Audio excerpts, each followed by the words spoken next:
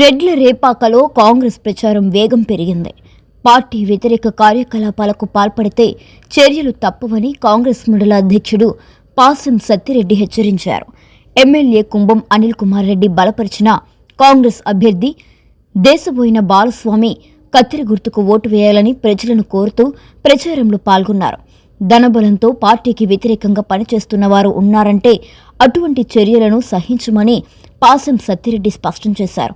గత 17 సంవత్సరాలుగా పార్టీ కోసం అహర్నిశలు కృషి చేస్తున్న బాలస్వామి గెలవాలని ప్రజలకు పిలుపునిచ్చారు. అధికార కాంగ్రెస్ అభ్యర్థి విజయం సాధిస్తే గ్రామం అన్ని వైపులా అభివృద్ధి చెందుతుందన్న విశ్వాసాన్ని వ్యక్తం చేశారు. ఈ కార్యక్రమంలో కాంగ్రెస్ నాయకులు, కార్యకర్తలు, గ్రామ ప్రజలు పెద్ద ఎత్తున పాల్గొన్నారు. పత్రికా విలేకరులకు, ఇక్కడికి వచ్చినటువంటి కాంగ్రెస్ కార్యకర్తలు, అందరూ అమ్మాయిలు, అక్కలు అందరికీ నా హృదయపూర్వక నమస్కారాలు.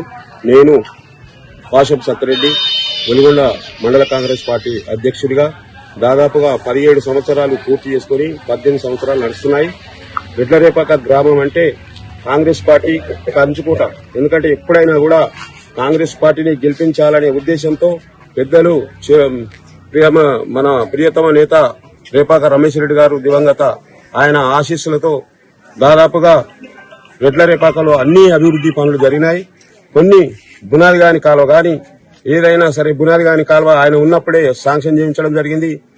10 ఏళ్ల చరిత్రలో బునాది గాని కాలువకు నిధులు పెట్టకుండా ఉన్నారు. అయితే ఈ రోజు బునాది గాని కాలువకు మన ప్రియతమ ఎమ్మెల్యే గారు కుంభం అనిల్ కుమార్ రెడ్డి గారు దాదాపు 269 కోట్లు పెట్టి బునాది గాని కాలువ పనులు టెండర్లను పిలిపించి పనులు కూడా ప్రారంభించడం జరిగింది. దాన్ని ప్రజలందరూ గుర్తిస్తారు. 2 ఏళ్ల లోపల దాని ఫలితం ఏందో కూడా తెలుసుకుంటారు. అదేవిధంగా ఈ గ్రామంలో రెడ్లరేపాక గ్రామ సర్పంచ్ గా నేను దేశమైన బాలస్వామి గారిని గెలిపించడానికి మా ప్రియతమ నేత కుంభం అనిల్ కుమార్ రెడ్డి గారి దగ్గరికి పోయి, పాపం మన దేశమైన బాలస్వామి 20 సంవత్సరాల నుంచి పార్టీని పట్టుకొని ఉన్నాడు. పార్టీకి పనిచేస్తూ సేవలు అందిస్తున్నాడు.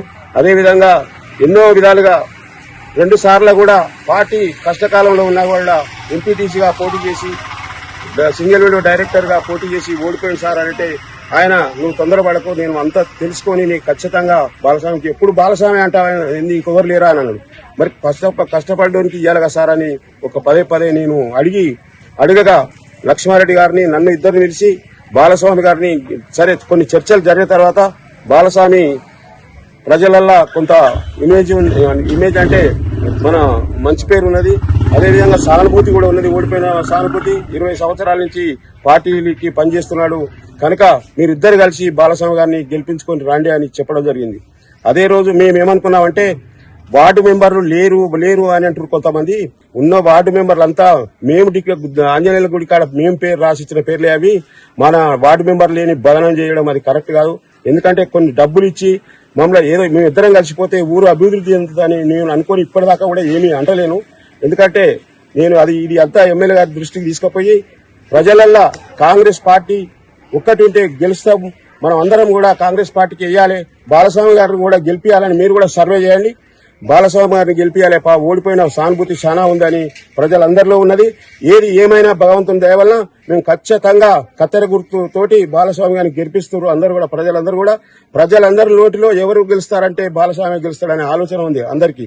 ఏమైనా ఇప్పుడు పార్టీని చెడగొట్టడానికి కొంతమంది ఏమైనా చేస్తే తర్వాత కఠిన చర్యలుంటాయి. ఈ రోజు నుంచి చెప్తున్నా, ఖచ్చితంగా ప్రజలందరూ కూడా బాలస్వామి గారిని ఆశీర్వదించి, ఎమ్మెల్యే గారి ఆశీర్వాదం కూడా ఖచ్చితంగా ఉన్నది బాలస్వామికి. లేకుంటే నేను రేపే మార్పిస్తా అవసరం అనుకుంటే, ఆయన అంటేనే మేము ముందుకొచ్చినాం. మాకు ఎవరో ఈ క్యాండిడేట్ ఆ క్యాండిడేట్ అంతా మనకేం దురస్థితం కాదు. అందరూ నాకు సమానం.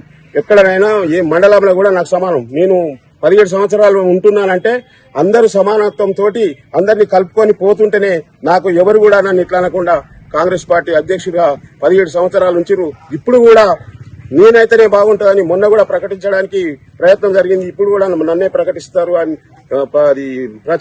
ప్రచారం జరిగింది. కాకపోతే ఎలక్షన్లు వచ్చిన తర్వాత ఏం చేస్తారు కానీ.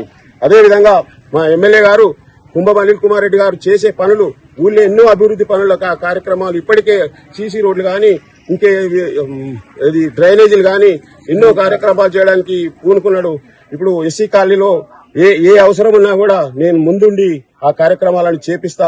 మీ అందరి రెడ్లరేపాక గ్రామ ప్రజలందరి ఇది కూడా కాంగ్రెస్ పార్టీ తరపున మన ఎమ్మెల్యే కుంభం అనిల్ కుమార్ రెడ్డి గారు నియమించిన అభ్యర్థి దేశమైన బాలస్వామి కనుక అందరూ కూడా దేశమైన బాలస్వామి వైపు ఆయనను ఆశీర్వదించి రేపు 14వ తారీఖు నాడు జరగబోయే ఎన్నికలలో గ్రామ సర్పంచ్ గా కత్తెర గుర్తు మీద ఓటేసి గెలిపించినట్లయితే ఎమ్మెల్యే గారు ఎన్నో అభివృద్ధి పనులకు మనకు సహకరిస్తారని కోరుకుంటూ ప్రతి ఒక్కరు కూడా చేతులెత్తి మొక్కుతున్న అమ్మలకు అక్కలకు, ఎందుకంటే ఈ రోజు ధన ప్రవాహంతో ఏదో చేయాలనుకుంటే అది భగవంతుడు అనేవాడు ఉన్నాడు.